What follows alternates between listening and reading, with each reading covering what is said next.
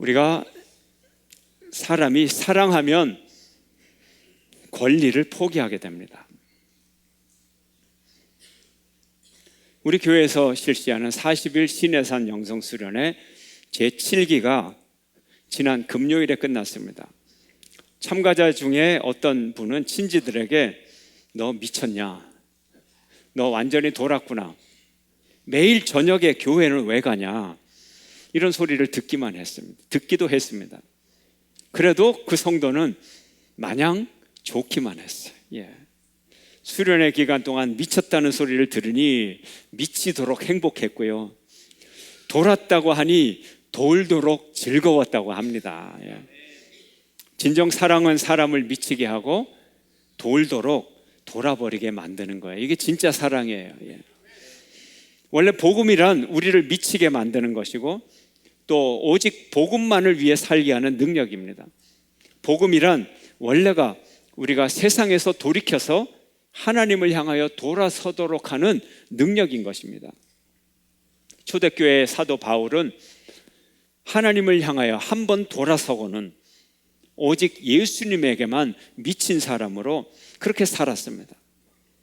우리가 무엇 하나 제대로 붙잡으려면 다른 걸 놓아버려야 하나를 붙잡을 수가 있는 거예요. 다른 걸 포기해야 하나를 붙잡는 거예요. 오직 예수님만을 붙잡기 위해서 다른 모든 것을 포기했습니다. 사도 바울이 오직 예수님만을 붙잡는다는 것은 복음만을 붙잡는다는 의미고 오직 생명을 구원하는 전도에만 집중한다는 의미입니다. 사도 바울은 전도하기 위해서 자기가 가진 일체의 권리를, 인간으로서의 기본적인 모든 권리를 포기했습니다. 그는 금전적인 사례, 금전적인 수입을 포기했어요. 그리고 결혼을 포기했고 다른 사람으로부터 오는 평판, 인정받기를 포기했습니다. 오늘 본문은 그걸 말합니다. 고린도전서 9장 4, 5절 함께 읽습니다. 시작. 우리가 먹고 마실 권리가 없겠느냐? 우리가 다른 사도들과 주의 형제들과 게바와 같이 믿음의 자매된 아내를 데리고 다닐 권리가 없겠느냐? 그가 포기한 것은 가장 필요한 것이었어요. 먹고 마실 권리, 경제적인 권리를 포기했고 자매를 데리고, 아내를 데리고 다닐 권리, 결혼할 권리를 포기했어요. 사람들로부터의 인정을 포기했습니다. 이 세 가지 중에 하나만 포기해도 큰 고통이 오는데 사도 바울은 이 세 가지 모두를 포기했다는 거예요. 경제적인 문제, 가정적인 문제, 평판의 문제 다 포기를 했어요. 왜 그랬을까요? 여러분, 오래된 팝송 중에 정말 오래된 팝송이에요. 노 차지라고 하는 팝송이 있습니다. 그 노래 가사가 이래요. 번역을 하면 이렇습니다. 조금 깁니다. 스토리가 있는 가사인데 한번 들어보십시오. 저녁 준비를 하고 있는데 내 아이가 부엌에 와서 내게 뭐라고 쓴 종이 한 조각을 주었다.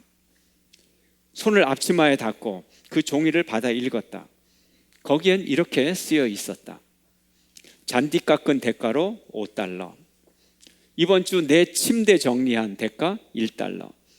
가게 심부름 50센트. 엄마가 가게 간 동안 동생을 돌봐준 일 25센트. 쓰레기 버린 일 $1. 좋은 성적표 받아온 값 $5. 마당 쓴 값 $2. 합계 총 청구액 $14.75. 잔뜩 기대하고 있는 아이를 보면서 내 마음속에는 만 가지의 생각이 스쳐 지나갔다. 그래서 난 그 종이 뒷면에 펜을 들어 썼다. 9달 동안 내 뱃속에서 너를 키운 값 무료. 아플 때마다 잠 못 자고 너를 위해 기도하고 간호해 준 값 무료. 수년간 너를 위해 투자하고 너를 위해 눈물을 흘렸던 일들 무료. 모두 다 더하면 합계 내게 준 내 사랑의 값은 거저로구나. 너의 걱정으로 가득 찼던 나날들, 너의 장래를 위한 염려들 무료. 너에게 준 충고와 가르쳐준 지식, 학교 교육비 무료.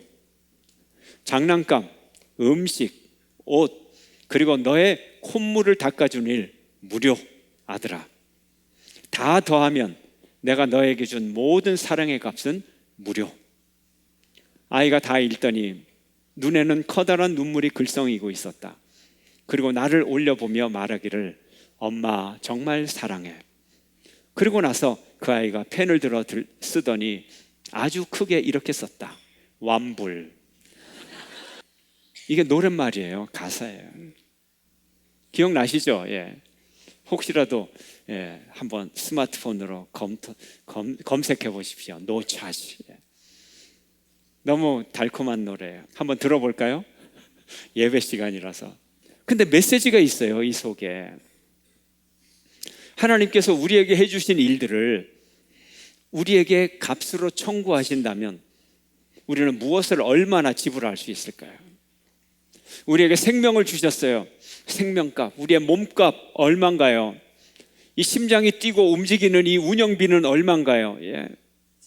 우리가 마시는 산소의 값은, 공기의 값은, 우리가 쬐는 태양열의 값은, 이 지구의 중력의 값은, 자장의 값은, 중력이 있고 자장이 있어야 비행기도 뜨고 스마트폰 전파도 날아가고,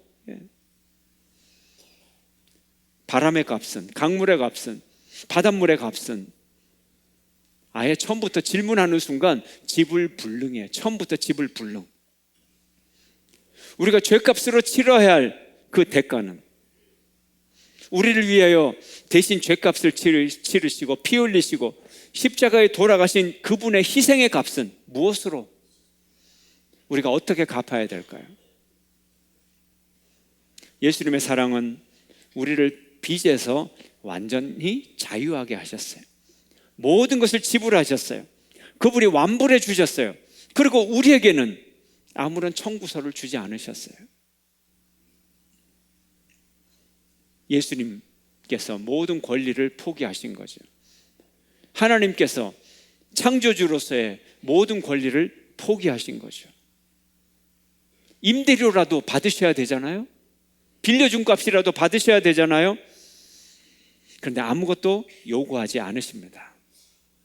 이것이 하나님의 사랑입니다. 그래서 우리가 살게 되었어요. 우리는 거저 살게 되었어요. 은혜로 살아갑니다. 공짜로 살아갑니다. 우리의 생명이 값비싼 것이지만 그러나 값으로 치를 수가 없어서 우리는 거저 살아가는 존재가 되었습니다. 고린도전서 9장 18절은 이렇게 말합니다. 함께 읽습니다. 시작. 그런즉 내 상이 무엇이냐? 내가 복음을 전할 때에 값없이 전하고 복음으로 말미암아 내게 있는 권리를 다 쓰지 아니하는 이것이로다. 이게 사랑이에요. 하나님이 우리에게 주신 사랑, 권리를 주장하지 않고 무료로 다 주는 것.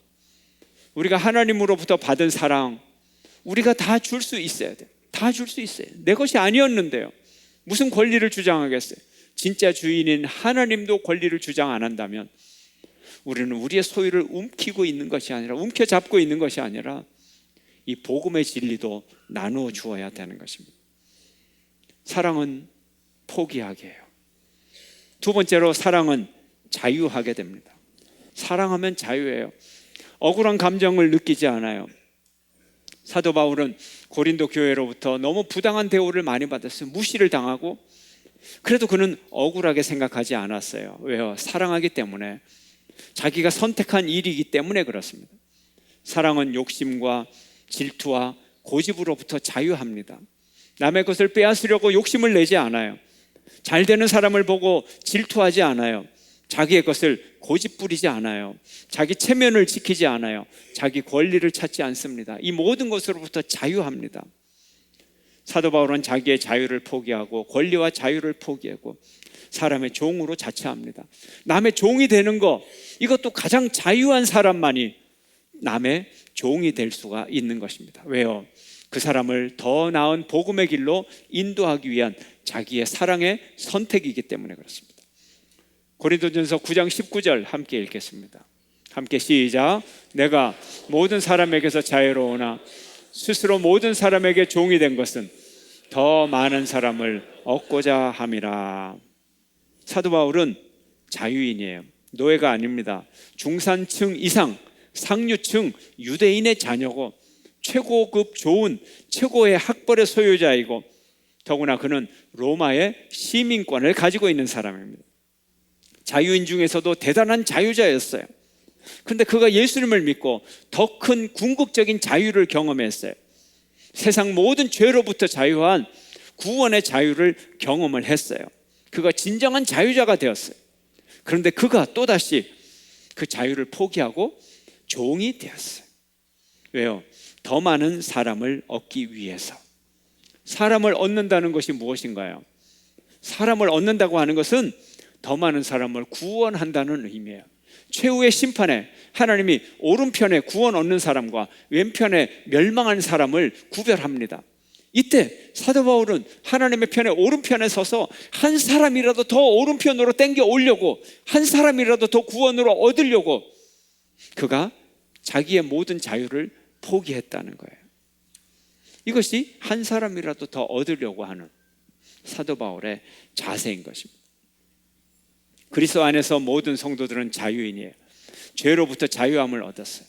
징벌로부터 자유함을 얻었어요. 그러나 이것으로 자신의 탐욕의 기회로 삼는 것이 아니라 사도 바울처럼 다른 사람들을 자발적으로 섬기는 종이, 자발적인 종이 되었다고 하는 것입니다. 주님께 철저히 복종하고 다른 사람을 사랑으로 섬길 때 우리는 더 자유로운 존재가 되는 거예요. 가장 자유로운 존재가 되는 거예요. 이것이 신앙의 신비요, 이것이 신앙의 역설인 것입니다. 남을 위하여 종이 됐는데 가장 자유로운 존재가 되는 거예요. 이 신앙의 모순이에요. 축복이에요. 우리가 한 곳에 얽매이기 때문에 다른 것으로부터 자유로운 거예요. 다른 40일 영성 수련회를 꼭 와야 되기 때문에 다른 스케줄로부터 자유롭게 되는 거예요. 떠나게 되는 거예요.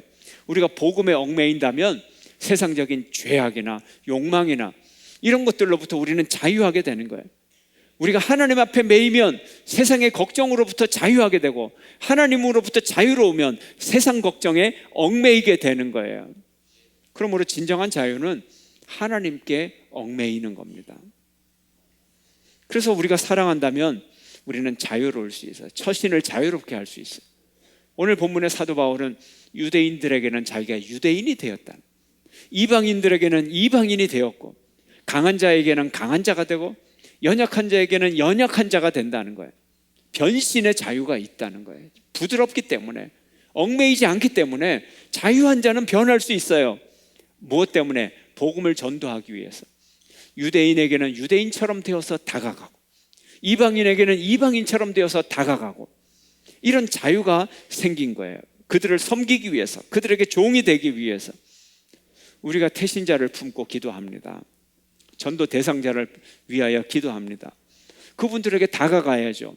어려운 형편에 있는 분들은 어렵게 다가가고, 문화적인 그들의 문화적 배경과 또 성장 배경과 개인의 삶의 스토리들, 그 배경들을 다 이해하고 그분들이 납득할 수 있는 수준으로 다가가야 우리는 한 생명을 구할 수 있는 거예요.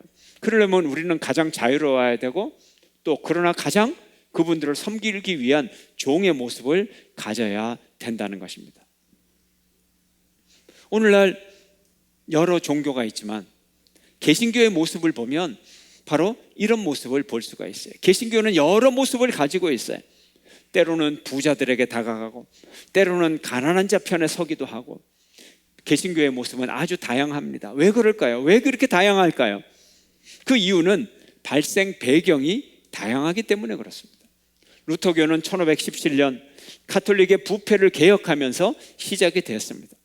장로교는 존 칼빈이 루터의 정신을 이어받아서 프랑스의 스트라스부르크와 스위스의 제네바에서 종교개혁 운동을 했고, 이 운동을 스코틀랜드 존 낙스가 이어받아서 이제 스코틀랜드에서 또 이 장로교를 퍼뜨리고 그것이 미국으로 가고 또 한국과 전 세계로 퍼지게 되었습니다. 침례교는 오직 어른된 사람들의 침례만을 인정하고 주장하면서 1609년에 암스테르담에서 최초의 침례교회를 설립하게 되었어요. 감리교회는 18세기 영국에서 영국의 사회를 개혁하고 교회를 개혁하기 위해 존 웨슬레를 통하여 세워졌습니다. 미국의 회중교회는 성직주의적인 운영이 아니라 회중주의적인 평신도 중심으로 교회를 운영을 해보자. 그래서 미국식의 교회가 생기게 된 거죠. 이들은 교육에 관심을 기울이고 하버드 대학과 예일 대학, 윌리엄스 대학 등 미국의 유수 대학들을 설립하며 교육에 전념하였습니다. 또 성결교는 19세기 말 미국의 감리교 안에서 성결을 강조하면서 성결교가 세워지게 되었습니다. 개신교는 이렇게 다양한 상황 속에서 다양하게 발전이 되어 왔습니다. 이렇게 여러 상황 속에서 교회 소명을 발견하고 거기에 걸맞는 교회들을 세워 나갔던 것입니다. 세상과 함께 울고 세상과 함께 웃는 교파가 개신교인 것입니다. 개신교는 사회 변화에 신속하게 대처하고 사회 변화, 경제 변화, 문화 변화, 법률 변화, 또 교육의 변화, 이런데 빠르게 대처할 수 있는 자유와 그들을 섬길 수 있는 종의 의식을 가지고 있는 것입니다. 오늘날의 사람들은 물질의 풍요 속에서 그들의 영혼은 더욱 공허해졌습니다. 삶의 목적이 흐려졌습니다. 그러나 인생의 문제는 돈으로 해결되지 않고 풍요로서 인생의 근본적인 문제가 해결되지 않습니다. 과학은 발달되었지만 영혼의 평화를 가져다 주지 못하고 의학은 발달하지만 여전히 우리는 죽음 앞에 무능한 존재로 살아가게 되는 것입니다. 바로 이 오늘날의 이 시대에 우리는 이 시대의 사람에게 이 시대에 맞는 복음의 본질을 전할 때가 되었습니다. 바로 이 시대에 맞게 이 시대 사람들에게 우리와 같은 고민과 걱정과 근심 속에 있는 사람들에게 예수님의 십자가 복음을 전하는 시대가 바로 오늘날의 시대인 것입니다. 이것이 우리의 개신교의 생명력이에요. 개신교의 자유함이에요. 그러면서 세상을 사랑하는 복음의 본질을 담는 그릇인 것입니다. 이제 우리는 어떤 환경에서도 그 환경에 역사하시는 성령님의 지혜와 성령님의 명령에 순종하면서 한 영혼 한 영혼을 구해야 되는 것입니다. 이것이 복음의 자유인 것입니다. 여러분 참 자유인이 되시기를 주의 이름으로 축원합니다. 세 번째로 우리는 사랑하면 절제하게 됩니다. 우리가 사랑한다면 강력한 목표의식이 생기게 되고 목표를 가진 사람은 목표가 아닌 다른 것으로부터 자유함을 얻죠. 그리고 그 목표를 이루기 위하여 인내하고 다른 것들을 절제할 수 있는 능력이 생기는 것입니다. 그런데 사람들은 왜 절제하지 못할까요? 자기 기준을 버리지 못해서 그래요. 자유하지 못해서 그래요. 자기 기준에서 벗어나면 자기 존엄성이 없어지는 줄 알고 자기 가치가 파괴되는 줄 알아요. 자유하지 못해서 변화하지 못하고 그래서 발전하지 못하게 되는 것입니다. 목표를 향하여 도리어 나가지 못하게 되는 것입니다.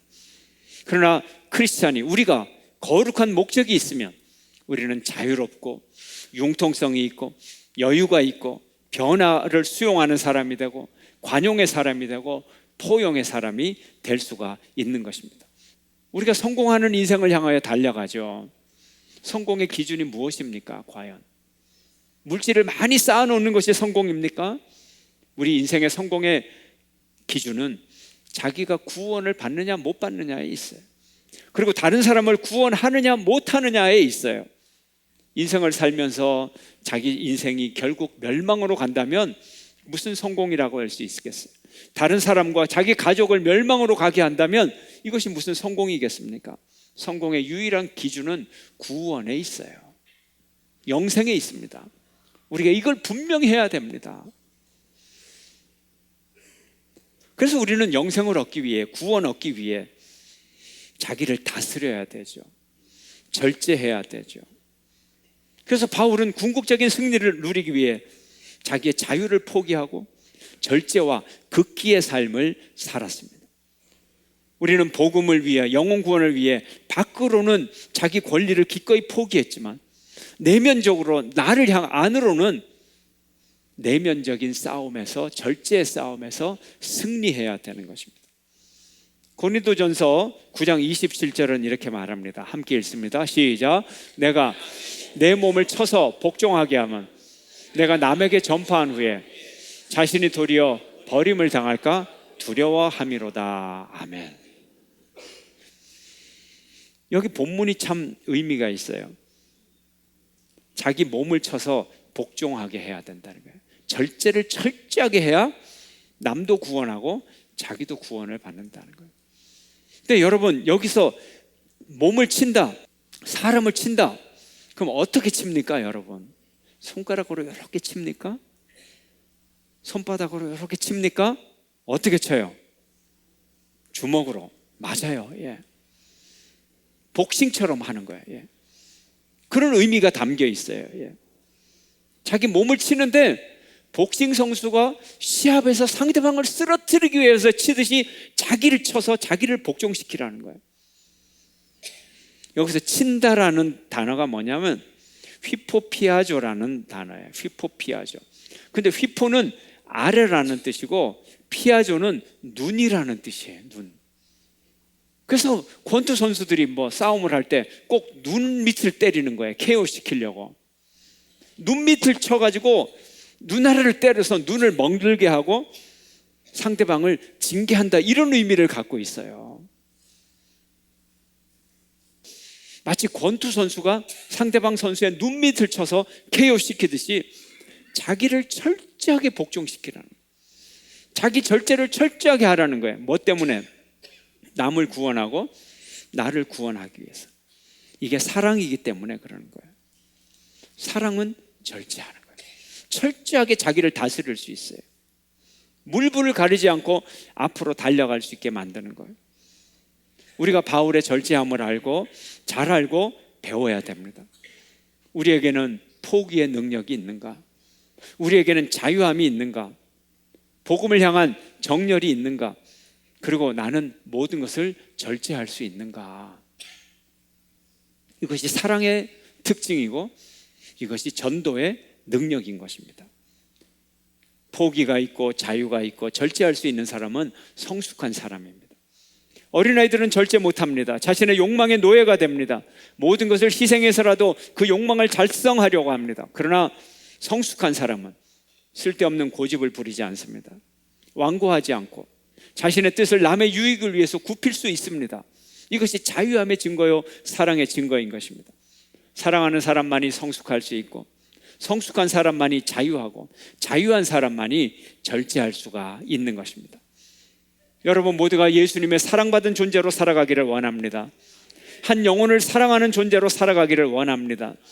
자신이 누려야 할 권리를 포기할 수 있는 여러분 되시기를 축원합니다. 그리고 진정한 자유를 누리십시오. 그러나 그 자유를 자기를 위하여 쓰지 말고 다른 사람을 위하여 종이 되며 절제하며 한 영혼을 구원하는 진정한 성공하는 인생을 살아가는 사랑의 전도자가 되시기를 주의 이름으로 축원합니다.